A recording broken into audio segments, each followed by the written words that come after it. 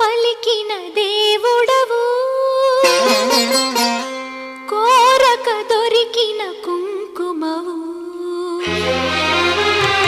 ఏమని పిలువను నేను, ఇలవేల్పుగా నిన్ను కొలిచేను. ఏమని పిలువను నేను, ఇలవేల్పుగా నిన్ను కొలిచేను. ఏనాటిదో